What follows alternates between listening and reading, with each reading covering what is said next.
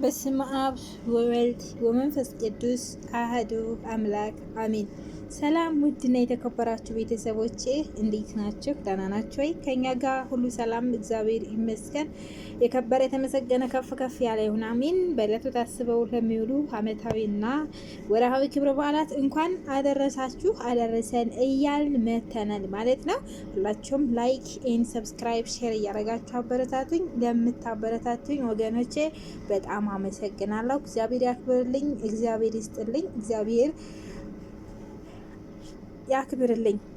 ዛሬ ደግሞ የመጣሁት እንግዲህ አንዳንድ ጊዜ ስቃያችን የኛ ስቃይ ብቻ የበዛ የኛ መከራ ብቻ የበዛ የሚመስለን ሰዎች አለ ማለት ነው እና በዚች ዓለም ላይ ስንኖር መከራ የማይቀበል ፈተና የሌለበት ችግር የሌለበት ጭንቀት የሌለበት ሰው የለም። ለዚህ የሚሆን ደግሞ አንድ አስተማሪ ደስ የሚል ታሪክ አለ። ያንን ታሪክ ላነብላችሁና ላካፍላችሁ ስለፈለኩኝ ነው።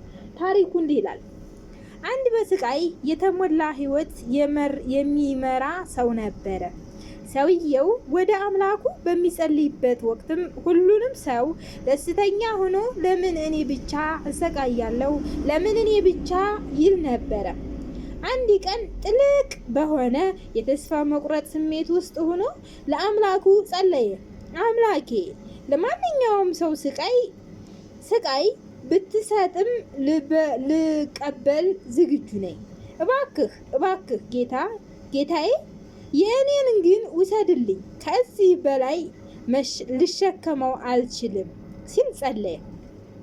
ጸሎቱም ጨርሶ እንደተኛ ውብ የሆነ ህልም አየ። በህልሙም አምላኬ ሰማይ ላይም ተከሰተና እንዲህ ሲል ተናገረ። ስቃያችሁን ሁሉ ወደ ቤተ መቅደስ አምጡ። እያንዳንዱ ሰው የየራሱን ስቃይ የተከተውን ስለነበረ በተለያየ ወቅቶች የማንኛውም ሰው ስቃይ ለመቀበል ዝግጁ ነኝ። የእኔን ግን ውሰድልኝ፣ ከዚህ በላይም መሸከም አልችልም ብሎ ይጸልይ ነበረ። እንደተባለውም ሁሉም ሰው ስቃዩን በቦርሳው አጭቆ ወደ ቤተ መቅደስ አመራ። ባለታሪኩም ጨምሮ ሁሉም ሰው ጸሎቱን አምላኩን ዘንድም ተቀባይነት ስላገኘ በስፍራውም ላይ ከፍተኛ የደስታ ስሜት ነገሰ። ሁሉም ሰው ከቤተ መቅደስ ሲደርስ አምላኩን እንዲህ ሲል አወጀ። ቦርሳችሁን ከግድግዳው ስር አስቀምጡ። ሁሉም ሰው ቦርሳውን አስቀመጠ። ከጨረሰ በኋላ አምላክ እንዲህ ሲል በድጋሚ አወጀ። አሁን መምረጥ ትችላላችሁ።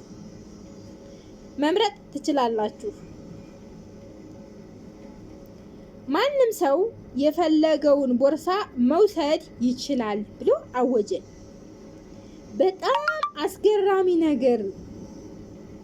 ቀን ከሌሊት ሲጸልይ የነበረው ሰውዬ ሌላ ሰው ቦርሳውን እንዳያነሳበት እየተጣደፈ ወደ ቦርሳው ሮጠ።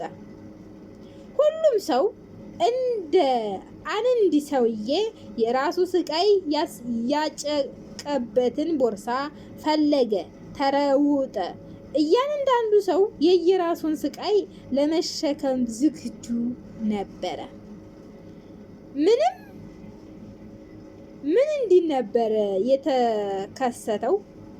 በሕይወታቸው ለመጀመሪያ ጊዜ አንዳቸውን የሌላኛውን ችግር ስቃይና መከራ ተመልክቶ እንደምን ራሳቸውን ከያዙት ቦርሳዎች የሚበልጥ የሌሎቹ ሰዎች በስቃይ የታጨቀ ትልልቅ ቦርሳዎች እንዳሉ ተገነዘበ። በተጨማሪ ሁሉም ሰው ከራሱ ስቃይና መከራ ጋር ተላምዷል። የራሱ ስቃይ ማባበልን እና መቻል ይችላል። የሌላውን የመከራ ቦርሳ ሲወስድ ግን ከቦርሳው ውስጥ ያለው አዲስ አይነት መከራ ምን አይነት እንደሆነ አያውቅም። ምናልባት የባሰ ሊሆን ይችላል። አለያም ሰው ከእንቅልፉ ሲነቃ በድጋሚ ጸለየ። አምላኬ ስላሳየኸኝ ህልም አመሰግናለሁ። ከዚህ በኋላ እንዲህ አይነት ጥያቄ ድጋሚ አልጠይቅም። የሰጠኸኝን ነገር ሁሉ አመሰግናለሁ አለ ማለት ነው።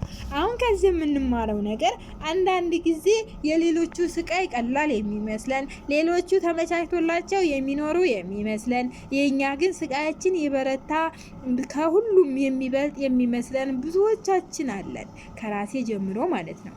ስለዚህ አሁን እኛ ጋር ያለው ጭንቀት ያለው መከራ የሚከብደን ነገር የሚመስለን ነገር ስለለመር ነው ምንም አይመስለንም። ነገር ግን እስኪ እንቀያየርና የአንዷን እህቴን ጭንቀት፣ የአንዷን እህቴ መከራ፣ የአንዷን እህቴን ሀሳብ፣ የአንዷን እህቴን የደረሰባትን እኔ መሸከም አልችልም። ለምን? እሷ ለምደዋለችና ችለዋለች። ላያስችል አይሰጥም አይደለም የሚባለው እግዚአብሔር። ስለዚህ የእያንዳንዳችን ላያስችል አይሰጠንም። ሁሉንም እንድንችል አድርጎ በመጠኑ መጥኖ ነው እግዚአብሔር የሰጠን። በሌሎቹ ከመቅናት ልቅስ እግዚአብሔር ሆይ በሰጠኸኝ ነገር አመሰግናለሁ፣ ባለኝ ነገር ሁሉ አመሰግናለሁ ብለን የራሳችንን እያመሰገን ወደ እግዚአብሔር እየጸለይን ተከበደን እንዲቀለን ማድረግ እንጂ በሰዎቹ ባላቸው ነጠላ ለብሰው ስለሄዱ ቤተ ክርስቲያን በቃ ጥሩ ነገር ልብስ ስለለበሱ እነሱ አይጨነቁም፣ እነሱ መከራ የለባቸውም፣ እነሱ ምንም አይሰቃዩም ማለት አይደለም። እያንዳንዳችን ሁላችንም የሚያሳስብና የሚያስጨንቅ ነገር አለን፣ ግን ችለነው ነው። ሁላችንም ችለንም ነው። ያም ሰው ችሎት ነው።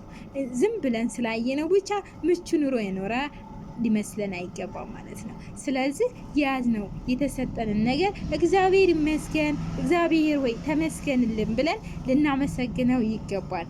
በተሰጠን ጸጋ፣ በተሰጠን መከራ፣ በተሰጠን ጭንቀት፣ በተሰጠን ሁሉ ነገር እግዚአብሔር ልናመሰግነው እንጂ ልናማረረው ወይም ደግሞ ከብዶብናል፣ የኔ እኮ በጣም የከበደ ነው፣ የኔ ከሰዎች ይለያል ብለን ልንጨነቅ አይገባንም ማለት ነው። ስለ ቃሉ የቃሉ ባልተቤት ልዑል እግዚአብሔር የተመሰገነ ከፍ ከፍ ያለ ይሁን። አሜን። ይሁን ይደረግልን። ወስብሐት ለእግዚአብሔር ወለወላዲቱ ድንግል ወለመስቀሉ ክብር። ይቆየን። አሜን። ውድና የተከበራችሁ ቤተሰቦች በሌላ እስከምንገናኝ ቸር ቆዩን፣ ቸር ሰንብቱ። እናመሰግናለን። ላይክ ኤንድ ሰብስክራይብ ሼር ማድረጋችሁን እንዳትረሱ።